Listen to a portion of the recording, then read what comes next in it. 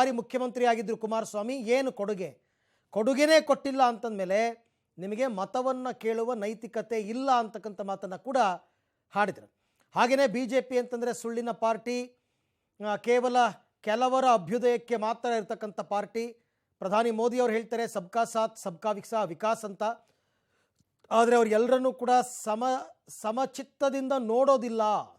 ಹಾಗಾಗಿ ಮುಂಬರುವ ಲೋಕಸಭಾ ಚುನಾವಣೆಯಲ್ಲಿ ಕಾಂಗ್ರೆಸ್ಗೆ ನೀವು ಬೆಂಬಲಿಸಬೇಕು ಅನ್ನೋ ರೀತಿಯಲ್ಲಿ ಮುಖ್ಯಮಂತ್ರಿ ಸಿದ್ದರಾಮಯ್ಯನವರು ಕರೆ ಕೊಟ್ಟಿದ್ದಾರೆ ಮಳವಳ್ಳಿ ಜನರಿಗೆ. ಜೊತೆಗೆ ಕಾಂಗ್ರೆಸ್ಸನ್ನು ಕಳೆದ ವಿಧಾನಸಭೆಯಲ್ಲಿ ಆಯ್ಕೆ ಮಾಡಿದ್ದಕ್ಕೆ, ನರೇಂದ್ರ ಸ್ವಾಮಿ ಅವರನ್ನು ಗೆಲ್ಲಿಸಿದ್ದಕ್ಕೆ, ಮಂಡ್ಯ ಜಿಲ್ಲೆಯಿಂದ ಅತಿ ಹೆಚ್ಚು ಕಾಂಗ್ರೆಸ್ ಶಾಸಕರು ಗೆದ್ದಿರೋದಕ್ಕೆ ಮಂಡ್ಯ ಜಿಲ್ಲೆಯ ಜನತೆಗೆ ಧನ್ಯವಾದವನ್ನು ಕೂಡ ಅರ್ಪಿಸಿದ್ದಾರೆ. ಇದರ ಜೊತೆಗೆ ಇವರು ದೆಹಲಿಯಲ್ಲಿ ಹೋಗಿ ಕೇಂದ್ರದ ವಿರುದ್ಧ ಏನು ಹೋರಾಟವನ್ನು ಮಾಡಿದರು, ಕೇಂದ್ರದಿಂದ ಯಾವ ರೀತಿ ರಾಜ್ಯಕ್ಕೆ ಅನ್ಯಾಯ ಆಗ್ತಾ ಇದೆ, ಇದರ ಬಗ್ಗೆ ಕೂಡ ಅವರು ಮಳವಳ್ಳಿ ಜನರಿಗೆ ವಿಚಾರವನ್ನು ಮುಟ್ಟಿಸುವಂತಹ ಪ್ರಯತ್ನವನ್ನು ಮಾಡಿದ್ದಾರೆ.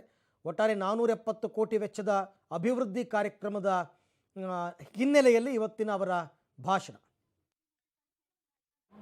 ನಮ್ಮ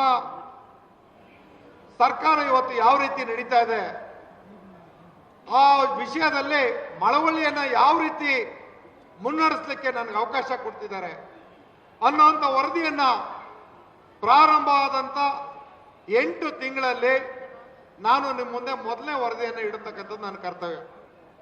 ಇವತ್ತು ಭಾರತ ದೇಶದಲ್ಲಿ ಇವತ್ತು ಹಲವಾರು ನಮ್ಮ ವಿರೋಧಿ ಪಕ್ಷಗಳು ರಾಷ್ಟ್ರವನ್ನು ಆಳ್ತಾ ಇರ್ತಕ್ಕಂಥವ್ರು ಸುಳ್ಳಿನ ಸಾಮ್ರಾಜ್ಯಾಧಿಪತಿಗಳವರು ಸತ್ಯವನ್ನ ಮರೆಮಾಚಿ ಜನರಿಗೆ ಭಯದ ವಾತಾವರಣ ತಂದಿಟ್ಟು ದೇಶದಲ್ಲಿ ಕೋಮು ದಳ್ಳೂರಿಯೊಂದಿಗೆ ಈ ರಾಷ್ಟ್ರವನ್ನ ಕಪಿಮುಷ್ಟಿಯಲ್ಲಿಟ್ಟಿರ್ತಕ್ಕಂಥ ಆಡಳಿತ ಒಂದಾದ್ರೆ, ಎಲ್ಲ ಬಡವರ ಕಲ್ಯಾಣ ಕಾರ್ಯಕ್ರಮಗಳು 5 ಗ್ಯಾರಂಟಿಗಳ ಜೊತೆಯಲ್ಲಿ ನಮ್ಮ ನಾಯಕ ರಾಹುಲ್ ಗಾಂಧಿ ಅವರು ಘೋಷಿಸಿದಂತ ಜವಾಬ್ದಾರಿಯನ್ನು ನಿರ್ವಹಿಸ್ತಾ ಇರ್ತಕ್ಕಂಥ ನನ್ನ ಬಡವರ ಬಂಧು ಸಿದ್ದರಾಮಯ್ಯನವರ ಸರ್ಕಾರದ ಯೋಜನೆಗಳು ನಿಮ್ಮ ಮುಂದೆ ನಿಂತಿದ್ದಾವೆ.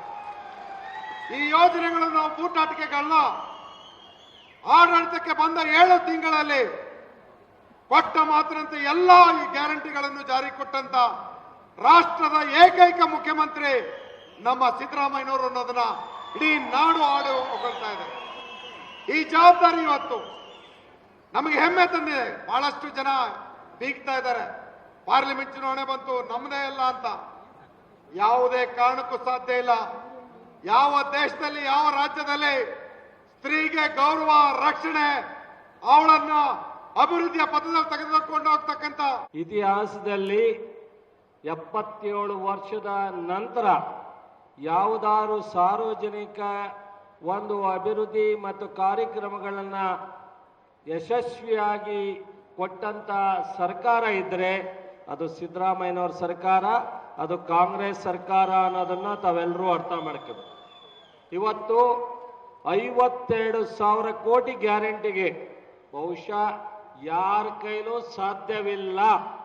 ಯಾರು ಇವತ್ತು ನಮ್ಮ ಗ್ಯಾರಂಟಿನೇ ಹೊಸ ಗ್ಯಾರಂಟಿಯಾಗಿ ಪರಿವರ್ತನೆ ಮಾಡಕ್ಕೆ ಕೊಟ್ಟಿದ್ದಾರೆ ಮೋದಿಯವರು, ಅವರಿಗೆ ಈ ರಾಷ್ಟ್ರದಲ್ಲಿ ಯಾರಾದ್ರೂ ಪ್ರತಿಸ್ಪರ್ಧಿ ಇದ್ರೆ ಸರ್ಕಾರ ನಡೆಸೋದ್ರಲ್ಲಿ, ಜನಪರ ಕಾರ್ಯಕ್ರಮ ಕೊಡೋದ್ರಲ್ಲಿ, ಜನಪರ ಯೋಜನೆ ಕೊಡೋದ್ರಲ್ಲಿ ಇದ್ರೆ ಅದು ಸಿದ್ದರಾಮಯ್ಯನವ್ರು ಬಿಟ್ರೆ ಬಹುಶಃ ಯಾರೂ ಸಾಧ್ಯ ಇಲ್ಲ ಅನ್ನೋದನ್ನ ಇಡೀ ರಾಷ್ಟ್ರದಲ್ಲಿ ಹೇಳುತ್ತೆ. ಅನೇಕ ರಾಜ್ಯಗಳು ಸಹ ಪ್ರಶಂಸೆಯನ್ನ ಕೊಟ್ಟಿದೆ.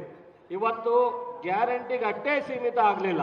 ನಾನು ಅದನ್ನು ಎಕ್ಸ್ಪ್ಲೈನ್ ಮಾಡ್ಲಿಕ್ಕೆ ಹೋಗಲ್ಲ, ಟೈಮ್ ಇಲ್ಲದೇರಿಂದ ಮಹಿಳೆಯರಿಗೆ ಏನಾಯ್ತು, ಪುರುಷರಿಗೆ ಏನಾಯ್ತು, ಪ್ರತಿ ಮನೆಗೆ ಏನಾಯ್ತು ಅಂತ. ನಿನ್ನೆ ಒಂದು ರೈತ ಸಂಘಟನೆಯವರು ಸ್ಟ್ರೈಕ್ ಕರೆದಿದ್ರು, ನಾನು ಹೋಗಿದ್ದೆ. ನನಗೆ ಮುಖ್ಯಮಂತ್ರಿನೇ ಬರಬೇಕು ಅಂತ ಹೇಳಿ ಪ್ರತಿಭಟನೆಯನ್ನ ಮಾಡಿದ್ರು, ನನ್ನನ್ನು ಅಡ್ಡ ಹಾಕಿದ್ರು. ಅವರಿಗೆ ಒಂದು ಮಾತು ಹೇಳಿದೆ ನಾನು, ನೋಡಪ್ಪ, ಅನೇಕರು ನಮ್ಮ ಕಾಂಗ್ರೆಸ್ ಮುಖಂಡರು ನಾವೆಲ್ಲರೂ ಸಾಲ ಮನ್ನಾ ಮಾಡಿ ಅಂತ ಸಿದ್ದರಾಮಯ್ಯನವ್ರಿಗೆ ರಿಕ್ವೆಸ್ಟ್ ಮಾಡಿದೋ.